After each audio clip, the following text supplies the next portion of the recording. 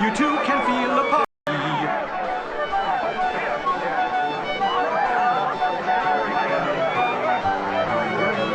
So drink a toast of cheer, my friends, and enjoy the mirth and glee, for we're about to start on the road to Canterbury.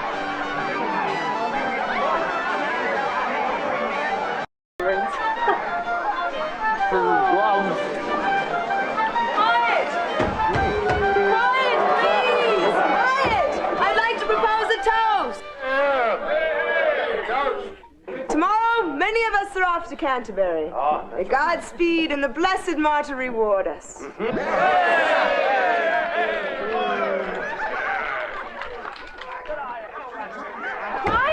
Quiet, please.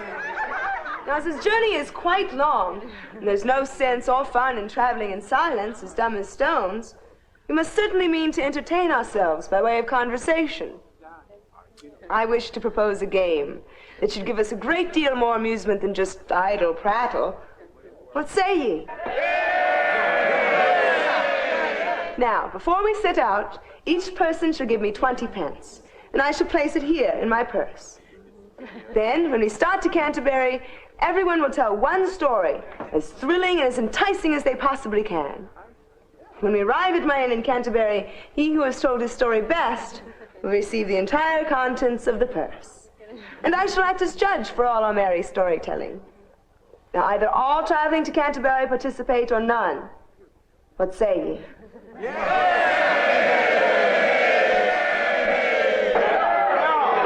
then, good. Hand me your coins now.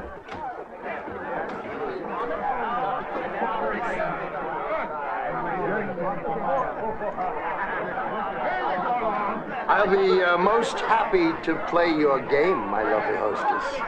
It's such an easy win. You seem fairly confident, Mr. Miller. That I am. With all the good liquor that's in me, it will loosen my tongue. Ah, but liquor loosens more than a tongue. I'd like to see it loosen your corsets, my lady. The meaning I had, Miller, is that liquor loosens your senses. But I can readily perceive you have no senses to loosen. Yes, it is.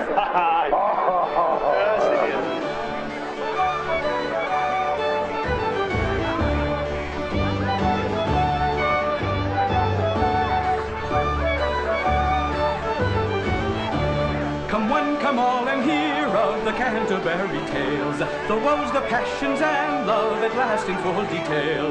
Join in the libations enjoyed so lustily. You too can feel a part of the tale you're soon to see. Get together tonight. Maybe. Where? In the dancer's chambers upstairs. There's a spare bed. Meet me there. Come one, come all, and hear of the Canterbury tales, the woes, the passions, and love at last in full detail.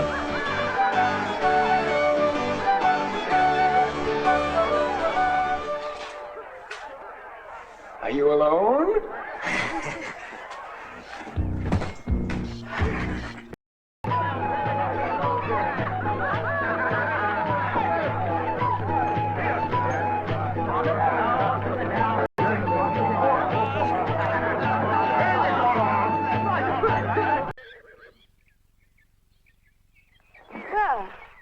As we begin our journey, so shall we begin our game of storytelling. Who shall be the first? Carpenter? Lady of Bath? No. Monk? Being a religious man, surely you must be accustomed to giving sermons? An excellent idea. It is quite proper that we begin our pilgrimage with a sermon. On second thought, perhaps we should commence with someone else. Lovely hostess. If no one else will commence, I would be quite glad to oblige you with what is, well, a trifling tale. Oh, no need for modesty, dear knight. I'm sure your tale will be as excellent as your manners. Sounds like false modesty, if I may say so. Oh, shut up, you drunken sot. Wonderful. Let's get started.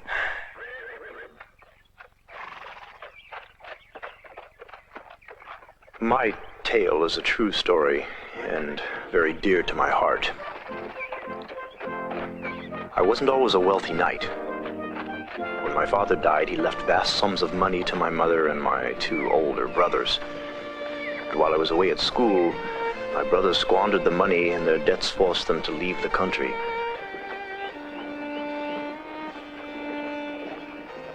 My mother fled in shame to Italy.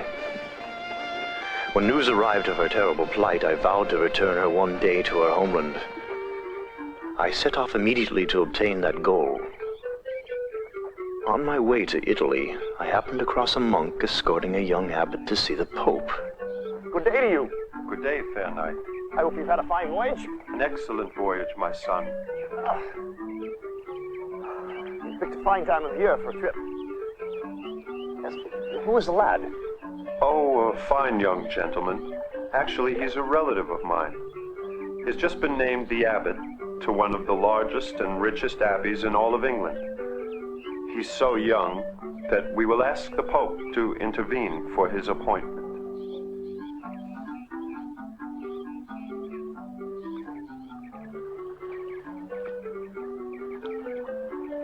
The young abbot was the fairest man I'd ever seen. And he treated my troubles with great compassion.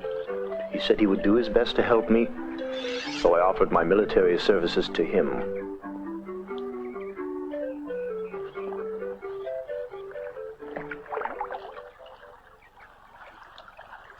When we finally reached lodgings, the accommodations were so poor I found myself sharing a small chamber with the abbot. I protested. This room is much too small. I'll go sleep in the stable. No, stay here, please. How long have you been a knight? Just a few short months. I am actually just in the learning stages as yet. Brave knight, please join me in my bed. I was so stunned at the proposition that I did not know whether to strike him or what. Observe, dear knight. And observe I did. I observed what only a blind man could not have seen.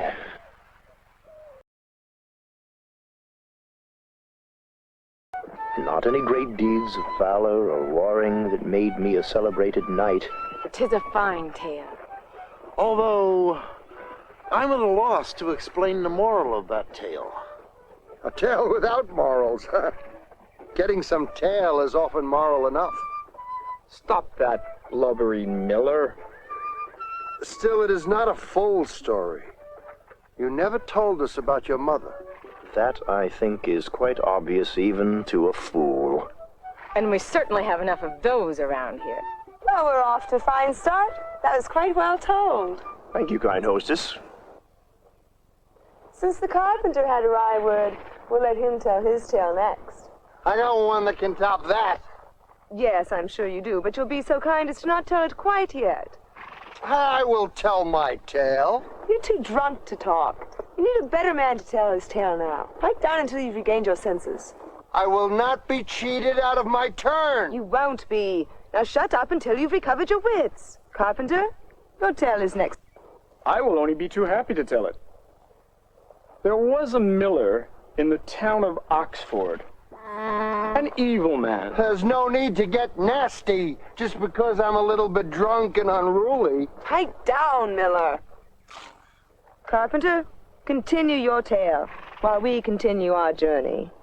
Anyway, this particular miller was, as I stated, an evil man. Greed and conceit filled his life, for he pilfered from all those who brought grain for milling. His family and thriving business should have been enough, but all of that is gone now, and here is how it happened.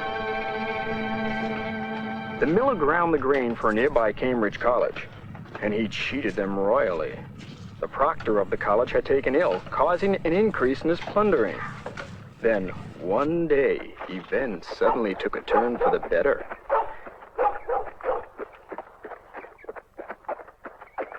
It started when 2 students went to the miller's with the school's grain. Good day, kind Miller. Good day, good day. We would like to watch you, sir, as you grind the grain. My grinding process is a trade secret. No one gets to view, not even my lovely wife and daughter. Well, how will we know we have the right amount of flour if we don't see your process? Do you think I'd cheat you? I will make you a deal. My wife is in need of fresh milk and eggs.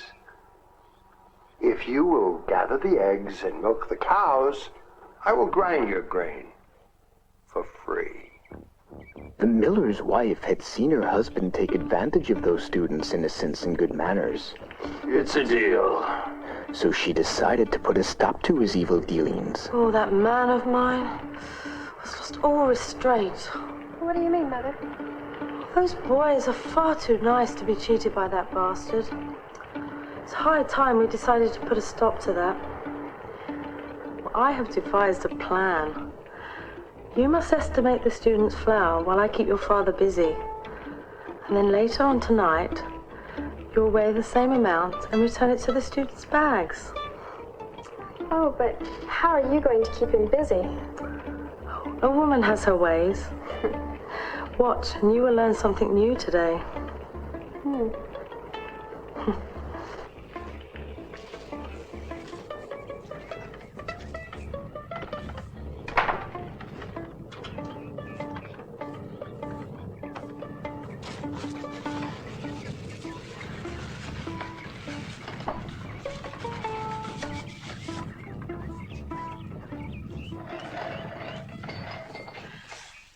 Swiftly you do that. Go away, woman. I have work to do. But I thought you might like me to help you mill the grain. Have you lost your senses, woman? Only I mill the grain.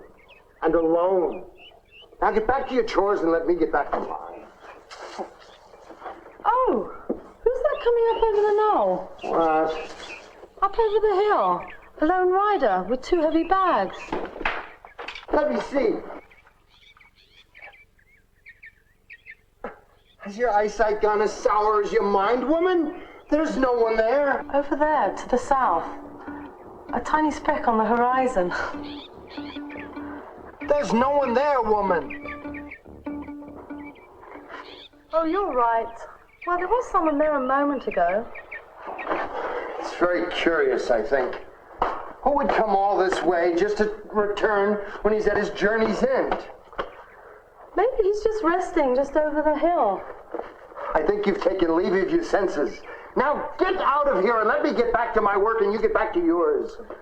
Yes, dear husband. And I'm growing hungry and thirsty. When I'm finished here, I want my dinner ready.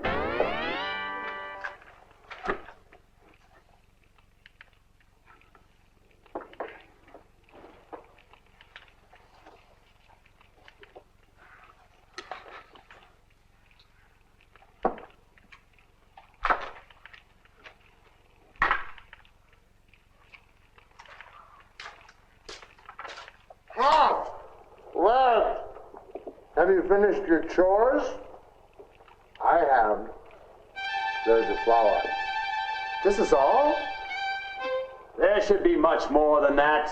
You're very tired, I think, and your eyes cannot be trusted to be the judge. I am exhausted. Can you put us up for the night? We will pay you. Of course. I'm sure we can work out a suitable price later. But first, let's eat.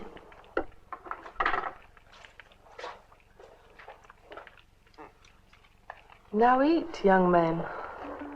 You'll be needing your strength.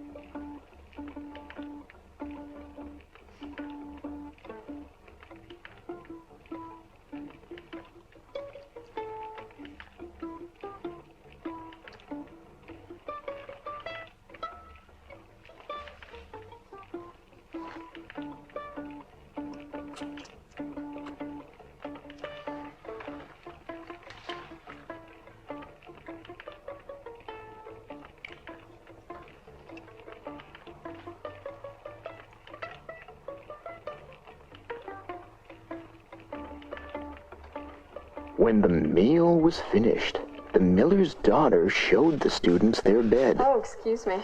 The fault is mine. Excuse me for bumming your privates. And such lovely privates they are. I'm just saying that because I'm so plain. Quite to the contrary. You are beautiful. Oh, enough of this.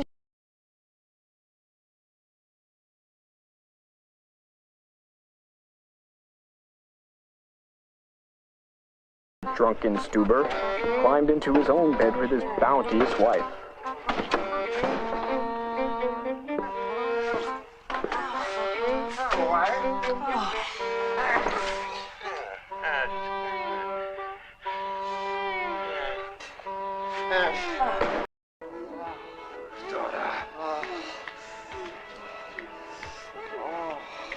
What's he doing to you? Huh? And well timed, too. I suggest we camp here for the night, in this clearing. An excellent idea. This horse is beginning to hurt my bottom. I'll rub it for you. My horse? Why, thank you, Miller. I'm famished. Well, whose story is next? I think we should save our stories for the traveling. Let us simply enjoy the night in silence. An excellent idea. I think I shall retire to our tent. Pleasant rest. Good night. Good night.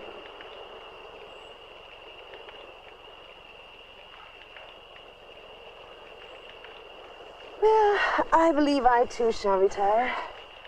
Good evening. Good night. Yes, I think I too shall go off now. Wait. I have an idea that I think you all will find enthralling. Follow me. Where on God's earth is he taking us tonight? Are you about to play another of your drunken tricks? No, come on. Come, quickly. Come on, quick.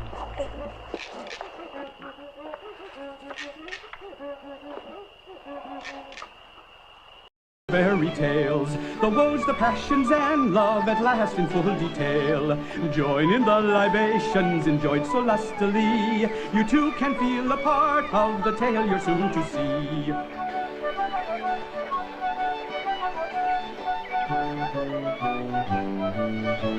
So drink a toast of cheer, my friends, and enjoy the mirth and glee, for we're about to start on the road to Canterbury. To start our storytelling today is the Lady of Bath. Ah, I can't wait to hear this tale. I'd rather see her tale. Miller, drunk already? Please, do try to contain yourself. Lady? Very well. There once was a lady in waiting who was of high birth. But through the sinister dealings of a certain lord, her father, the Lord of Bath, had been driven from his land and died poor as a beggar and infirm as a leper. From the time she was a little girl, she was determined to regain her father's land. She was eventually able to secure a position as a lady of waiting with the very lord that rendered her family's name void. Of course, the lord did not know she was the daughter of the Lord of Bath. The lord was also known far and wide as a lecher, and the lady in waiting used this to her advantage. His lady, however, knew of her husband's indiscretions, but she did not know with whom her husband was sleeping, and lavished favors on the lady of waiting in order to solicit her as a spy on her husband. But the lady had her own nocturnal affairs.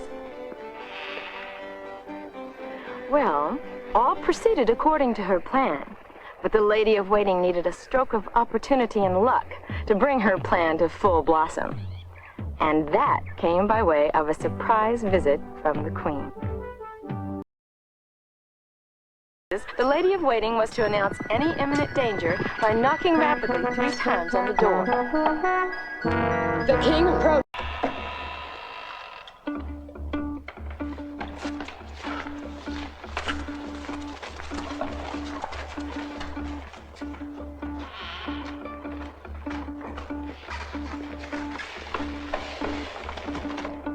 My lady!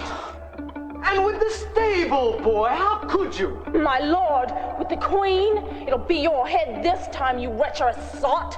Oh, stop. You can settle your differences later. But now the king approaches the front of the palace. I suggest we hush up this whole sordid affair. After all, no one knows of it, but those who would rather forget. Except, of course, for me. And what, pray tell, would keep you silenced forever? To have my father's land restored to its rightful heiress. Just who is your father? The Lord of Bath. Oh my God. The wench has swindled us. There is nothing more I would rather see than the king catching my dear lord, with his prick still dripping with the delicious love juices of the queen, and then watching his head roll off the block. You harlot. Except, of course, to have my lands restored to their rightful owner. That land is quite valuable. Surely a chest of gold would be more to your liking, you ill-bred whore. More to my liking would be to watch the blade split your neck. I've ushered the king's guards to every entrance except one. If you sign this deed, then I shall tell you how to escape. If not, what do you say? Sign the deed, you wretched whoremonger. Yes, sign the wretched deed. Can't you see she has all our heads on the block? Quite a classical tale of musical beds. Excellent. Best told yet. The wages of sin. Spare us, kind monk. I believe that the miller's tale is next to be told. It seems as though the miller is a bit indisposed at the moment. We'll have to pass his turn this time around. Just as well. I can imagine the sordid tale he'd tell. May I suggest, fair hostess, that in light of our rather fortunate turn of events, you tell a tale of your own? I don't think that'd be appropriate. Oh, please, fair hostess. Honor us with your story. I quite agree. I would be honored to listen. Well, all right, but have patience with my tale, for I was not prepared for this. I'd like to tell you the story of how the gypsies got the whine in their violin. In the gypsy ways, a lady must first win her prospective husband's approval by dancing for him and proving her talents.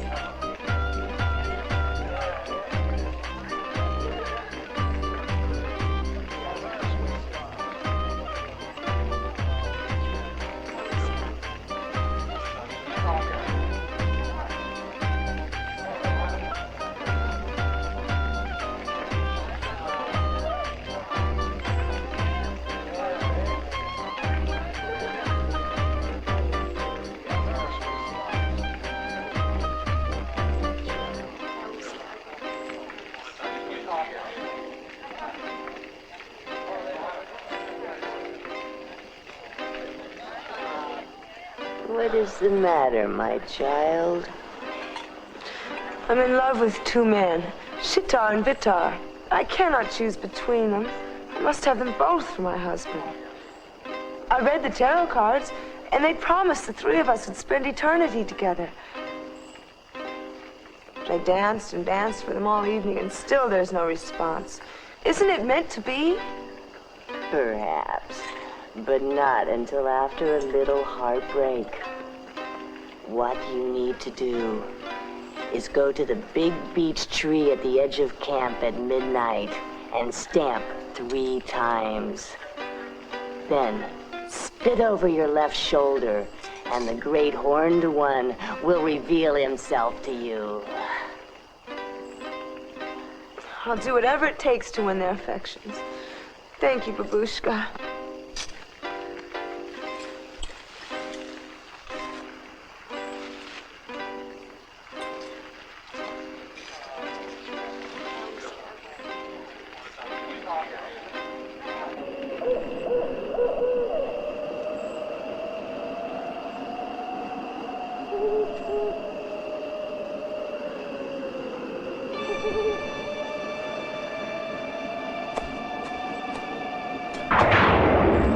Beautiful gypsy, how may I serve you? I was told to come to you for help. I'm in love with 2 men. I want them both for my husband. I can't choose between them. Kinky. Have you danced for them? Oh, yes. Yes, I danced for them all evening. But they paid me no attention. Well, don't worry a bit about it. I have just the thing to capture their hearts. The violin will produce such a wonderful sound that no mortal will be able to withstand it. And I offer no service for free. At the cock's crow, you will return to me and be my lover for the whole day, or you will perish. Here, let me teach you how to play.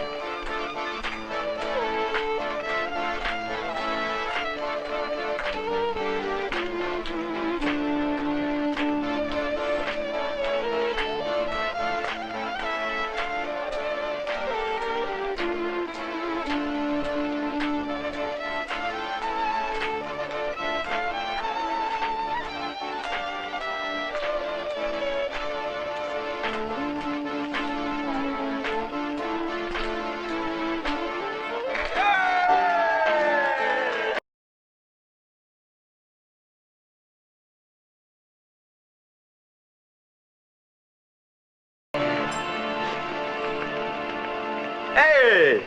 Hey! Gypsy's got the wine in their violin. What a wonderful, beautiful tale. And a learning one, too. Shows you what can happen when one makes a contract with the forces of darkness. Makes me want to cry. That's a wonderful tale. But I don't quite recall how it began. Now, I shall recount my own tale. Poor Miller. I'm afraid our journey has come to an end. Canterbury's right over that ridge there. You had your turn, but you were too drunk to have taken it. Such a fitting turn of fate. Damn your pious hide, monk. Let's not bicker. Onward to the inn. And after we freshen up a bit, I'll treat you all to a merry meal.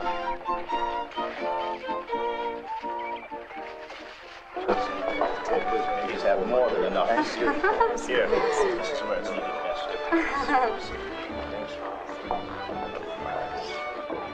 Now, quiet, please. I would like to propose a toast. A toast to our fair hostess for her bestowing upon us in her generosity this fine meal. To her. And an announcement. I know that you were to be our sole judge in this contest of tales. However, well, to put it bluntly, we have all voted. And we have voted you out as the judge. And we have voted you in as victor. No argument. Yeah. Can't have no argument. No. It's been agreed upon. Too late. Well, then, I shall take the purse and give it to the needy. Oh. May I talk to you a moment? Of course, please.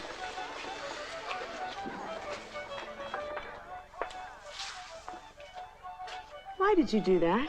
Just as I said, everyone had agreed. You've shown us your generosity. I would like to show you mine in a more private and personal manner. I'd like that.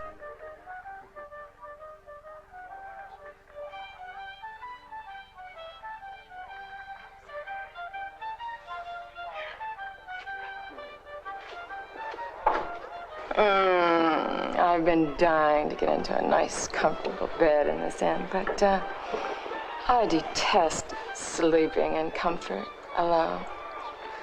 Would you be so kind as to oblige a traveling lady? Consider me just a loyal servant of your ladyship.